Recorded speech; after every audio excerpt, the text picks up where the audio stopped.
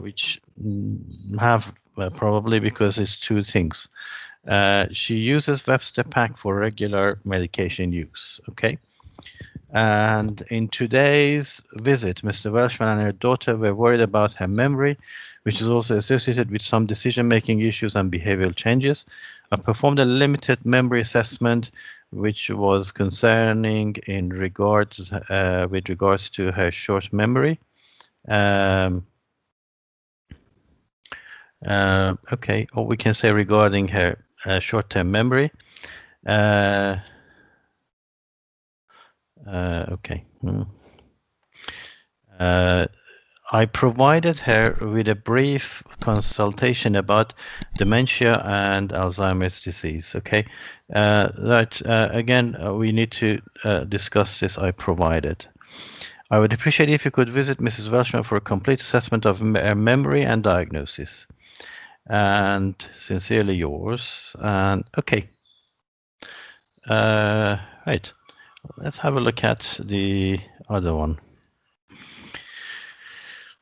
I'm writing to refer Mrs. Welshman an 85. Okay. An 85-year-old, and that needs to be a hyphen, yeah. 85-year-old widow patient. Okay. Could we say lady? Who I suspect has. Okay. Who has? If I wrote who I suspect to have, was incorrect, right? I suspect to have. We don't use that. We don't say I suspect to have. I suspect to have, it means I have something. Oh. Who I suspect has memory problems and comma for full memory assessment and diagnosis. Mrs. Welshman, who has been a patient of this clinic since 2010, presented today accompanied by her daughter complaining of poor memory. Okay, you can say along with or accompanied by. They mentioned that she had forgotten some daily activities such as hairdresser appointments, dinner engagements, and social events. Behavioral changes and decision-making issues were also noted. It is crucial to note that she has a positive history of Alzheimer's disease. Okay. Okay. I don't think this is actually relevant to here. That's family history and should come here. I conducted a mini memory test which revealed poor short-term memory. Today and date, several attempts were unsuccessful, month successful after 3 attempts, but she was able to point out the year correctly. Okay, so we can say a mini memory test was performed. And okay. In regard to past medical and social history, she lives alone and her children places are located at least 10 kilometers far from where she lives. Her children live in a 10-kilometer radius, okay? Yes.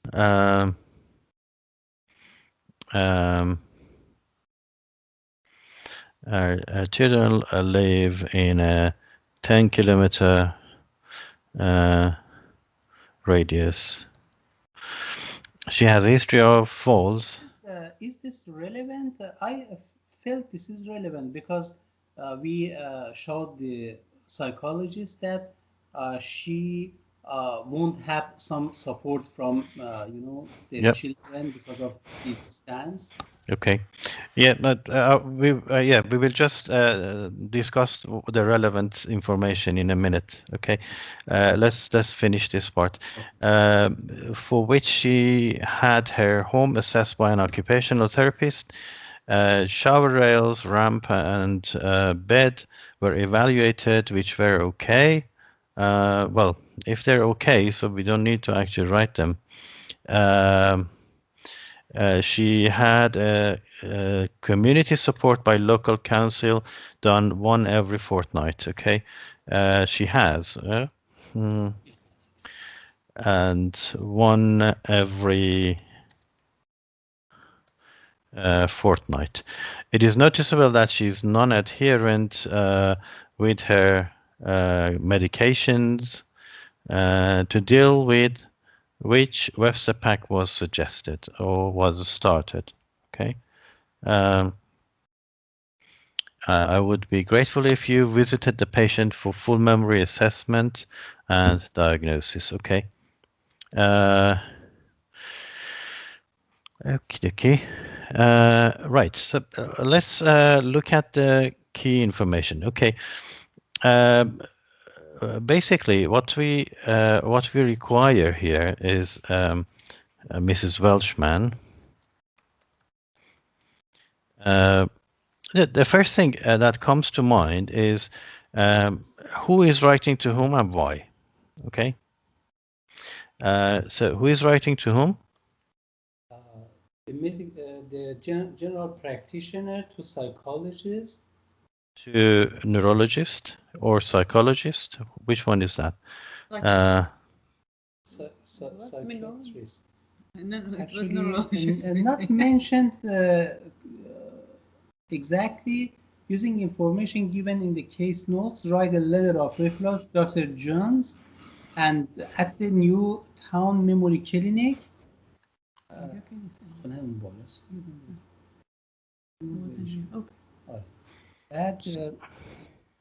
So to provide him with your brief assessment and request full memory assessment and diagnosis. Okay, so this is Mrs. Welshman.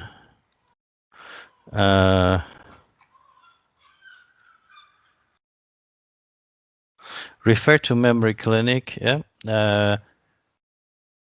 Dr. Jones. Neurologist or psychologist. Okay. Well, it's actually a neurologist, and they're usually neuropsychiatrist or neurologist, basically. And so, yeah. Okay. So we're writing to a neurologist or a psychiatrist. Okay. Neurologist, psychiatrist. Okay. Okay. And the reason is for full memory assessment and diagnosis. What is our opinion? Memory impairment. Alzheimer's. And why do we think it is Alzheimer's? Because of assessment and family history. Okay, short-term memory loss, loss of function in activities of daily life, also and Webster pack and fall, and okay, then okay, so there is an implication of loss of function, basically, and family history. Yes. Okay. Does she have any other illnesses? Any background information? Any other illnesses? Hypertension, vitamin D deficiency, osteoporosis, and increased LDL. Okay. Right. And then, okay. So basically, we have a patient and we're looking for diagnosis, and we have a suspected diagnosis, so we need to give the reason why we think this is our suspected diagnosis. But we cannot say Alzheimer's because it's a type of dementia. And have we done anything? Have we done any tests? Have we made any changes? Have we done any treatments which is relevant? Maybe to think very specifically, maybe hypertension is a results in some kind of memory No, problem, like assessment. He means like CT scan or got a something. No. memory assessment. We have done memory Yes, assessment. a mini actually Mental mini memory assessment. Okay, so we did a mini memory assessment. We gave her vitamin D and Webster pack to make sure that she takes her medications. Okay, and now we suspect our opinion is that this is Alzheimer's disease or maybe a kind of dementia, and refer for diagnosis and more and full memory assessment. Okay. So you asked me, is it relevant that she has had a fall? I think a fall doesn't mean that she has any memory problem, and it happens in elderly people. You asked me if it is relevant to say where her children live.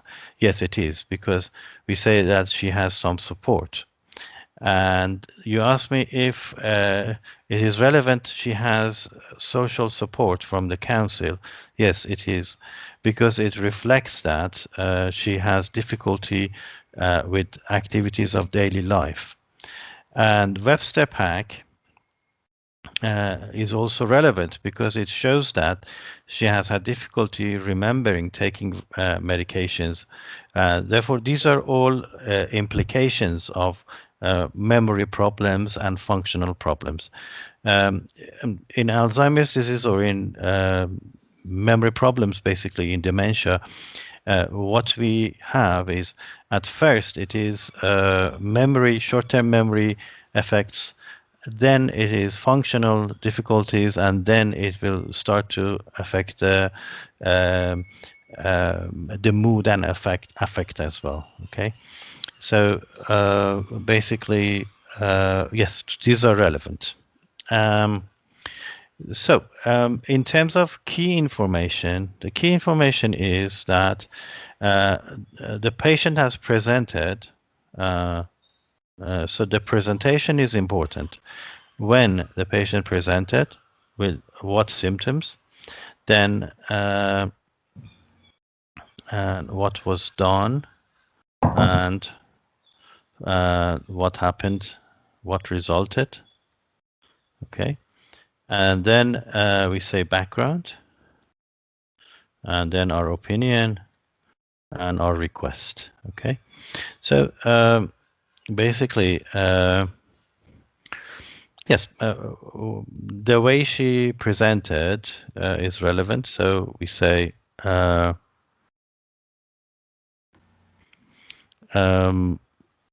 that is how she came in. So in a way, I suggest we put this first, and then we say, yep, she lives alone and all that, and is after this, yeah.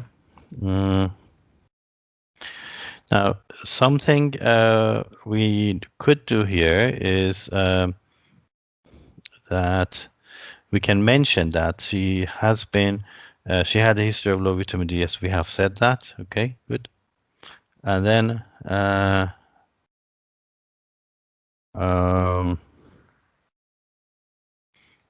right. How significant is this? That I think it is significant because it means that I know this patient very well. And then, okay, let's look at this other letter. So, yeah, we put this as the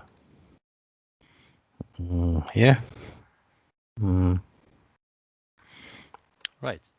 So This is the presentation when she came in, and our findings, and which is shows the mini mental state. And then we could mention that she has also functional problems, and which is this one, that she has support, okay, and her children live nearby, okay.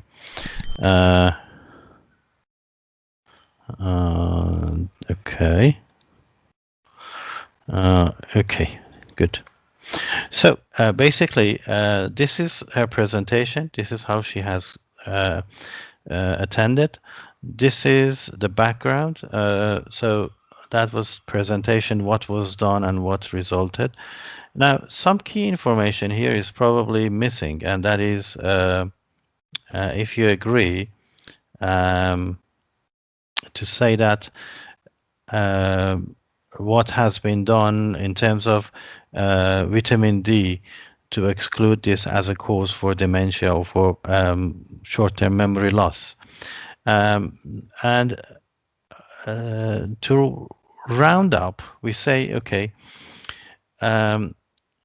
with regards to recent memory and functional changes, in addition to family history of Alzheimer's,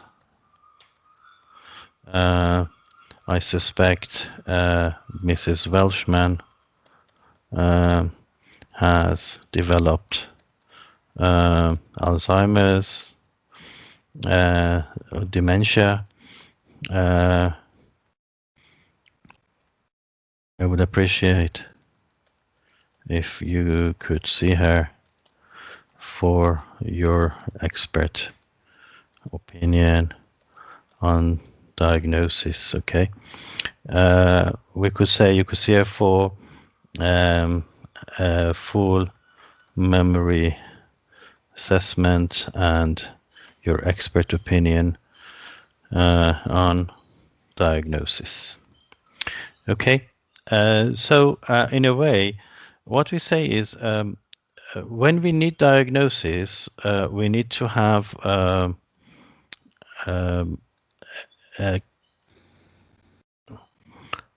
chronology, and this is what I put here. Okay, so when we're looking for diagnosis, okay, here, what do we need to present? We need to say how the patient presented, what was the history, physical examination, or then past medical history if relevant. Then the tests and treatments that we have done and the results, basically. And then we ask the diagnosis. So basically we have to explain these to the consultant, to the specialist, to be able to give us an answer, okay? And they might do more tests, like a full memory assessment or a CT scan, or maybe checking the thyroid function test or whatever.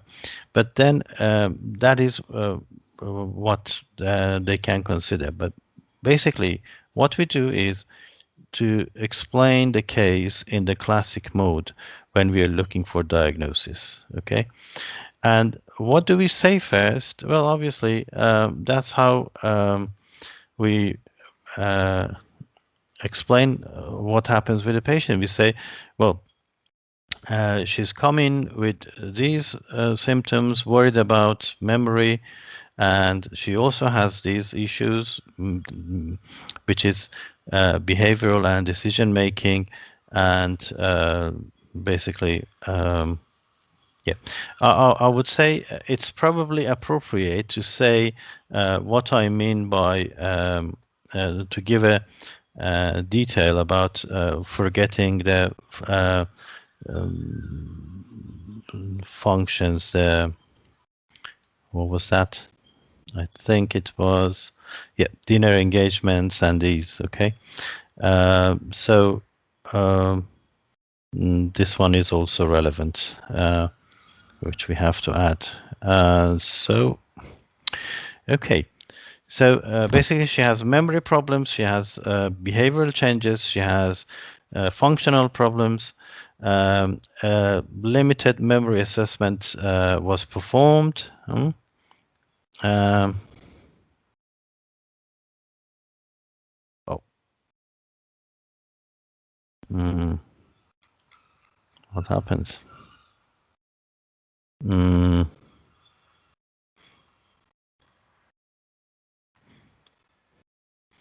A limited memory assessment was performed, which was concerning regarding her short-term memory.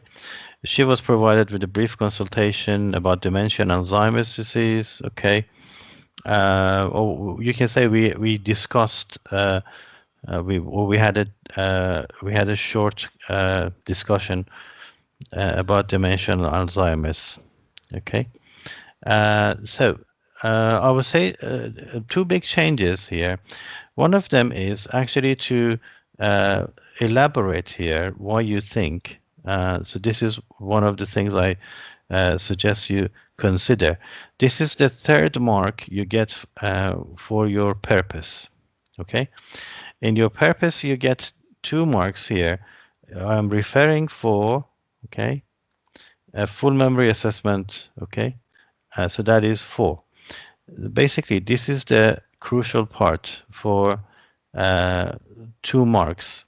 The third mark is here. When you expand and you say why, basically, you are doing this referral. In between, what is our order of presentation? We need a logic in paragraphing. And the logic is that how she has presented, with what symptoms, and then what examination and test I have done, and any other background information which is relevant, and basically then round up. So if you remember, we have history, then physical examination, then tests, and then if you want, we can say some past medical history or family history. Okay. Right. Any problem? Just one question. Yes. When we are providing the like neurologist with our assessment, how much detail we should provide? Like, is it just tell the result, or like what we suspect, or do we need to provide like the detail of our assessment for the for that short memory assessment? Well, I think yes. I think it's good to mention. It's good to mention what my findings was, because it's a mini memory assessment, and it shows that in the very basic part of the your examination, which is the date and time, and this one, yes, I think it is. Yeah, it is worth mentioning this. So yes, why not? So Also in writing task, is clearly mentioned that to provide him with your brief assessment. So we need to tell him about our assessment. that's right. Yes. So yeah, this is basically, yeah, that's how basically we need to give our reasons. Okay. So what is our reason that we think that she's got Alzheimer's disease or dementia? We need to talk about our findings. These are our findings, okay? Which is a mini mental state, a mini memory test, and basically then we say any other finding if it is for or against. And we can say that she had a history of low vitamin D, but she doesn't have it now because she's taking her medications regularly with a Webster pack. Okay. Is that all right? Yeah, it's